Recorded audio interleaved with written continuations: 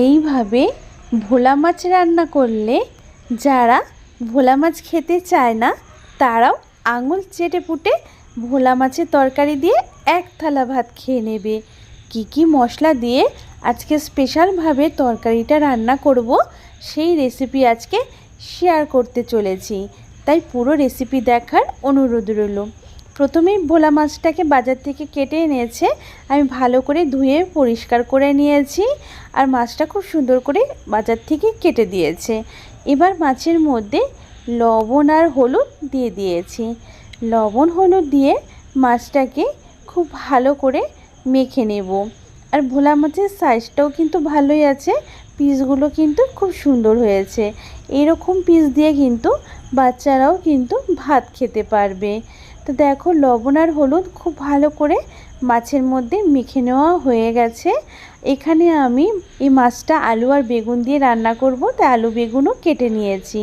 আর এখানে একটা মশলা বেটে নেব, তার জন্য দেখো 1 চামচ করে নিয়েছি 1 চামচ গোটা জিরে, 1 চামচ সাদা সর্ষে, ঝাল পছন্দ অনুযায়ী লঙ্কা দিতে পারো। এখানে আমি আমার ঝাল অনুযায়ী লঙ্কা দিয়ে দিয়েছি, সাথে দিয়ে দিয়েছি 8 থেকে 9-10 কোয়া মতন রসুন।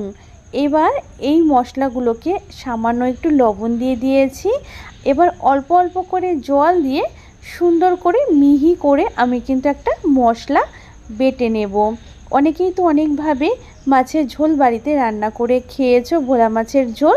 তবে আজকে আমি যেইভাবে রান্না করছি একবার রান্না করে খেয়েও দেখবে কত টেস্টি হয়। তো দেখো মশলাটা কিন্তু খুব ভালো করে বেটে নিয়েছি, মশলা বাটা কমপ্লিট। এদিকে কড়াইতে সর্ষের তেল খুব ভালো করে গরম করে নিয়েছি। আর ভোলা মাছ কিন্তু একটুখানি কিন্তু দেখবে কড়াইতে লেগেও যায়, তাই খুব ভালো করে কড়াইটা কিন্তু গরম করে নিতে হবে।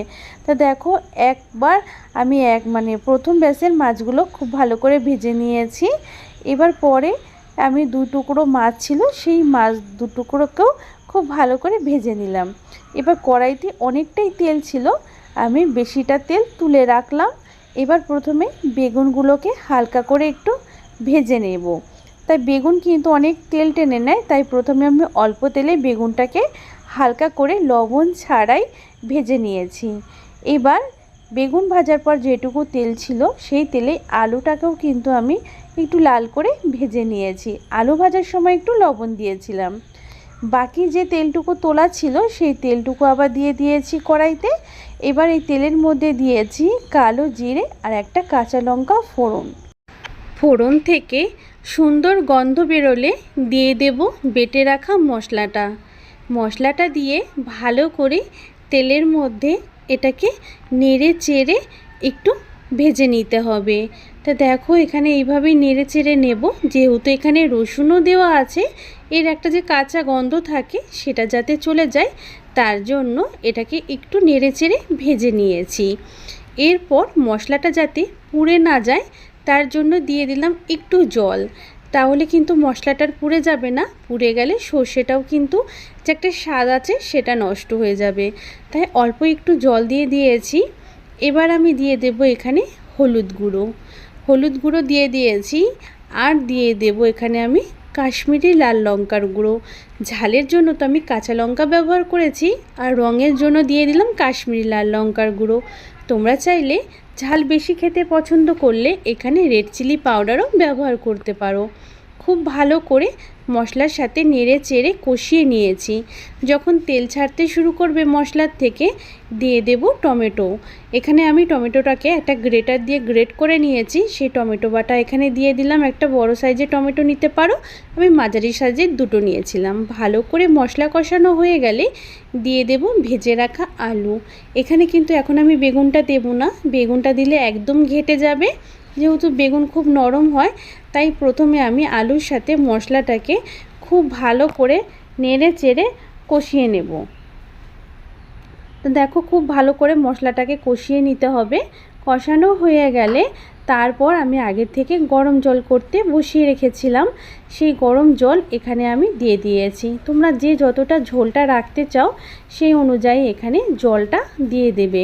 তা আমি যতটা ঝোলে রাখতে চাই সেই অনুযায়ী এখানে জলটা দিয়ে দিয়েছি। গরম জল দিলে কিন্তু রান্নার টেস্টও বাড়ে, সাথে তরকারির কালারও খুব সুন্দর হয়।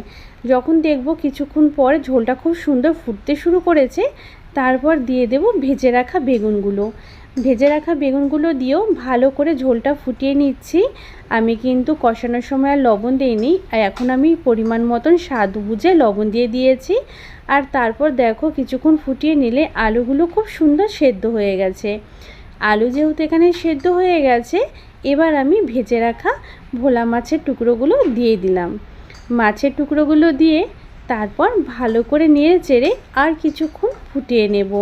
এবার কিন্তু প্রায় ঝোলটাও একদম হয়ে যাওয়ার সময় চলে এসেছে, মানে একদম হয়েই এসেছে। তাই মাছটা যেহেতু দিয়েছি তাই আর একটু ফুটিয়ে নিলাম ঝোলটাকে। ঝোলটা খুব সুন্দর ফুটে গেছে, ওপরে তেলটাও ভেসে উঠেছে। এরপর আমি কুচনো ধনেপাতা এখানে অল্প একটু দিয়ে দিয়েছি আর ঢেকে কিছুক্ষণ আমি রেস্ট রেখেছিলাম। দেখো মাছের তরকারির কালারটাও কতটা সুন্দর হয়েছে। আর এইভাবে রান্না করে দেখো ভোলা মাছের তরকারি, খেতে দারুণ লাগবে। যারা কখনো ভোলা মাছ খেতে পছন্দ করে না, তাদেরও যদি এইভাবে রান্না করে খাওয়ানো যায়, আঙুল চেটে পুটে খাবে আর খুব টেস্টি হয়।